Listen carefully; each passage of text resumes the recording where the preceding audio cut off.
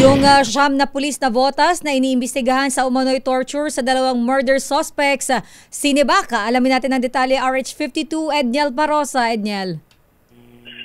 Narilib muna sa pwesto itong siyam na pulis na botas na unang inireklamo ng pambubugbog o torture sa dalawang suspect sa isang murder incident na nagyari noong Nobyembre 3. Sa palitan dito sa Camp Crame, sinabi ni PNP spokesperson Police Brigadier General Randolph Tonyo, inilipat sa floating status muna sa district level itong mga pulis habang iniimbestigar ang insidente.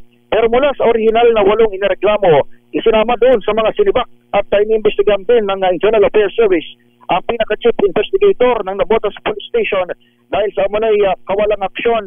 Bumaharap itong mga pulis na ito sa mga reklamong may kaugnayan sa kanilang umano'y grave misconduct, serious irregularity in the performance of duty, conduct unbecoming of a police officer, at paglabag sa Anti-Torture Act.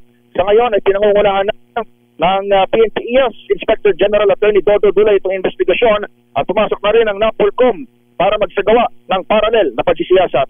Ito si Edniel Parosa, ulat para sa DZRH. Yes, Alakay. Paano na ba sila tinorture? Ayan, tinubig ba? Pinagugulpi? Ayan. Kahit nagkwento sa atin yung kanilang abogado si Attorney Sid Andesa at ang binabanggit sa mga reporter dito sa Camp Crame, lakay binaluta o tinalian ng ginapos sa kanyang kamay, kanilang kamay at paa. Saka sila binugbog nitong mga ito.